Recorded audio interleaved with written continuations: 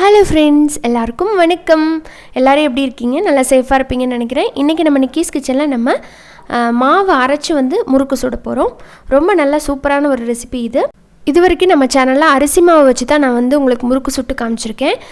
பொதுவாக ஏதாவது நோம்பி வருது அப்படின்னா தீபாவளி டைம்லலாம் இந்த மாதிரி மாவு அரிசி ஊற வச்சு அரைச்சி பண்ணுவாங்க. இன்றைக்கி அதை நான் செஞ்சு காமிச்சிருக்கேன். வாங்க வீடியோவில் பார்க்கலாம்.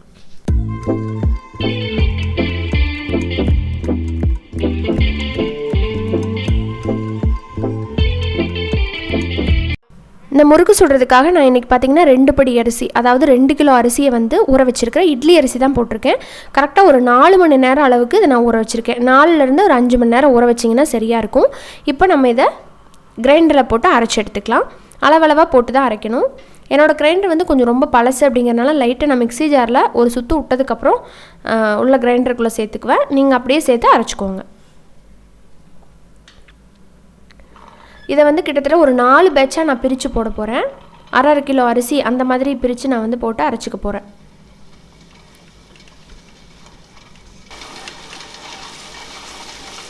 மெயினான ஒரு விஷயம் என்ன அப்படின்னு பார்த்தீங்கன்னா, இதுக்கு தண்ணி அதிகமாக சேர்த்துடக்கூடாது. அப்போ முறுக்கு எண்ணெய் குடிக்க ஆரம்பிச்சிடும். கொஞ்சம் கொஞ்சமாக தண்ணி சேர்த்து நீங்கள் பக்குவமாக அரைச்சி எடுத்துக்கோங்க.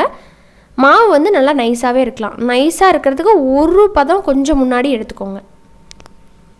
ரொம்பவும் வலுவலுன்னு ஆட்டிட வேண்டாம். கொஞ்சம் லைட்டாக தொட்டு பார்த்தோம் அப்படின்னா தரன்னு இருக்கிற மாதிரி எடுத்துக்கோங்க. இப்போ நான் கிட்டத்தட்ட 3 பேட்ச் முடிஞ்சது. இது கடைசி பேட்ச் நான் போட்டிருக்கிறேன். இப்போ இதில் இந்த டைம்லேயே இந்த மாவுக்கு தேவையான அளவுக்கு உப்பு சேர்த்துக்கலாம். கல்லுப்பு சேர்த்துனா டேஸ்ட்டாக இருக்கும் அப்படின்னு பெரியவங்க சொல்லுவாங்க இல்லைங்களா. கல்லுப்பு போட்டதுனால நான் இப்போ கிரைண்டர்லேயே போட்டுவிட்டேன். நல்லா அரைப்பட்டு மிக்ஸ் ஆயிரும் அப்படிங்கிறதுக்காக. நீங்கள் பொடி உப்பு போடுறீங்க அப்படின்னா அப்புறமா மாவை தோண்டி எடுத்து வச்சுட்டு கூட போட்டுக்கலாம், ஒன்றும் பிரச்சனை இல்லை. இப்போ எல்லா மாவையும் நான் எடுத்து வச்சுட்டேன். அடுத்ததாக என்னென்ன பொருள் போடுறது அப்படின்னு சொல்கிறேன். 2 படி அரிசிக்கு பார்த்தீங்கன்னா 300 கிராம் அளவுக்கு பொட்டுக்கடலை. 300 கிராம் பொட்டுக்கடலை சரியாக இருக்கும்.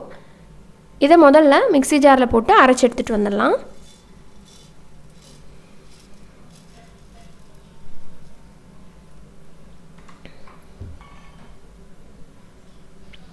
இந்த மாதிரி அரைச்சி எடுத்துகிட்டு வந்ததுக்கப்புறமா கண்டிப்பாக சலிச்சுக்கணும். ஒரு ஜல்லடையில் போட்டுக்கோங்க. கீழே நியூஸ் பேப்பர் போட்டு சலிச்சுக்கோங்க. அதில் ஏதாவது லைட்டாக திட்டாக இருந்தது அப்படின்னா முறுக்கு சுடும்போது உங்களுக்கு கரெக்டாக வராது. இந்த மாதிரி சலிச்சதை நம்ம அந்த முறுக்கு பேட்டர் கூடயே ஒன்றா சேர்த்து விட்டுறலாம்.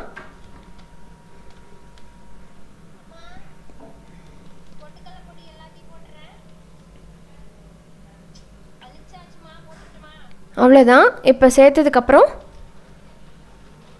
அடுத்ததாக பார்த்தீங்கன்னா இதில் 2 டேபிள் ஸ்பூன் அளவுக்கு எள்ளு சேர்த்துக்கோங்க. நான் 1 டேபிள் ஸ்பூன் வெள்ளை எள்ளும் 1 டேபிள் ஸ்பூன் கருப்பு எள்ளும் சேர்த்துக்கிறேன். 2 எள்ளும் சேர்க்கணுமா அப்படின்னா தேவையில்லை, ஏதாவது ஒன்று கூட நீங்கள் போட்டுக்கலாம். அடுத்ததான் காரத்துக்கு 2லேருந்து 3 டேபிள் ஸ்பூன் அளவுக்கு மிளகாய்த்தூள்.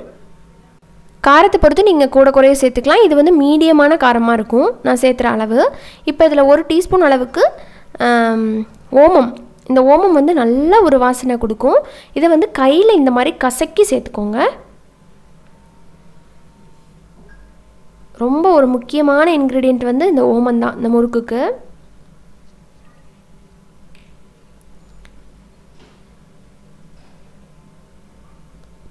அடுத்ததாக முறுக்கு நல்லா பொறுன்னு டேஸ்ட்டாக வரணும் அப்படின்னா கண்டிப்பாக ஒரு 4 டேபிள் ஸ்பூன் அளவுக்கு வெண்ணெய் சேர்த்துக்கோங்க. வெண்ணெய் பார்த்திங்கன்னா ரூம் டெம்பரேச்சரில் இருக்கணும். கையில் தொட்டோம் அப்படின்னா நல்லா மிக்ஸ் ஆகி ஈஸியாக மிக்ஸ் பண்ணுற மாதிரி இருக்கணும். ஃப்ரிட்ஜில் வச்சுருந்தீங்கன்னா ஒரு 1/2 hour முன்னாடியே எடுத்து வச்சு சேர்த்துக்கோங்க. இப்போ எல்லாத்தையும் சேர்த்தாச்சு. உப்பு நம்ம முதவே சேர்த்துட்டோம். இப்போ நம்ம மிக்ஸ் பண்ண ஆரம்பிச்சிடலாம். இன்னும் கூட கொஞ்சம் அகலமான பாத்திரமாக நீங்கள் எடுத்துக்கலாம். எங்கிட்ட அது மாதிரி இல்லை, கொஞ்சம் குறுகலாக தான் இருக்குது. எனக்கு பிசைகிறதுக்கு ரொம்பவே கஷ்டமாக தான் இருந்தது. கொஞ்சம் அகலமான பாத்திரமாக இருந்தது அப்படின்னா ஈஸியாக பிசைகிறதுக்கு நமக்கு சௌகரியமாக இருக்கும். ஸோ இப்போ பார்த்தீங்கன்னா இந்தளவுக்கு நான் பிசைஞ்சு எடுத்துட்டேன். நம்ம சேர்த்த எல்லா பொருளுமே மாவோட எல்லா பகுதியிலையும் நல்லா மிக்ஸ் ஆகிற மாதிரி மிக்ஸ் பண்ணிக்கோங்க. இப்போ இந்த டைமில் நீங்கள் உப்பு காரம் பார்த்துக்கலாம். உப்பு கம்மியாக இருந்தது அப்படின்னா நீங்கள் போட்டுக்கலாம். காரம் கம்மியாக இருந்ததுன்னா நீங்கள் போட்டுக்கலாம். வெறும் மாவை வாயில் டேஸ்ட் பண்ணி பார்த்துக்கோங்க. நான் எல்லாம் பார்த்துட்டேன். இந்த மாதிரி இப்போது முறுக்கு அச்சில் பிழிஞ்சு ஏன்னா நல்லா சூடானதுக்கப்புறம் உள்ளே போட்டுருங்க. இந்த மாதிரி ஒரு கரண்டியில் புழிஞ்சிட்டு இந்த மாதிரி எண்ணெயில் சேர்த்தோம் அப்படின்னா ரொம்ப ஈஸியாக இருக்கும். இப்போ வந்து எண்ணெயில் போடும்போது லைட்டாக உழுகாமல் ஸ்டக் ஆச்சு பார்த்திங்கன்னா, அது ஏன்னா அந்த கரண்டியில் நான் எண்ணெய் தொடவே மறந்துட்டேன், அதனால தான் கீழே விழுகிறதுக்கு லேட் ஆச்சு. நீங்கள் எண்ணெய் தொடவிட்டு இந்த மாதிரி புழிஞ்சு போட்டிங்கன்னா ஈஸியாக விழுந்துடும். இப்போ பாருங்கள் நல்லா முருகலாகி எண்ணெய் கொதி அடங்கி வந்திருக்கு. அவ்வளோதாங்க, நம்மளோட மொறுமொறுப்பான ரொம்ப அருமையான முறுக்கு ரெடி ஆகிடுச்சுங்க. இதே மாதிரி நான் எல்லாத்தையும் போட்டு சுட்டு எடுத்துக்க போகிறேன். இது கிட்டத்தட்ட எனக்கு வந்து சுட்டு எடுத்து முடிக்கிறதுக்கு 2லேருந்து 3 மணி நேரம் ஆகும்.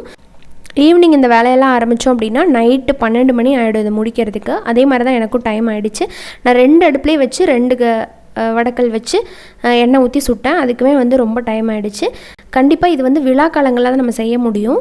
நம்ம கெஸ்ட்டோட இப்போ ஒரு ஆத்த வீட்டில், மாமா வீட்டில், அம்மா அப்பா வீட்டில் இருக்கோம் அப்படின்னா இந்த மாதிரி ஃபேமிலியோடு சேர்ந்து இந்த ரெசிபியெல்லாம் சுட்டு சந்தோஷமாக எல்லா வீட்டுக்கும் கொடுத்து ஷேர் பண்ணி சாப்பிடுவோம் இல்லைங்களா? அதில் கிடைக்கிற சுகமே தனி தான்.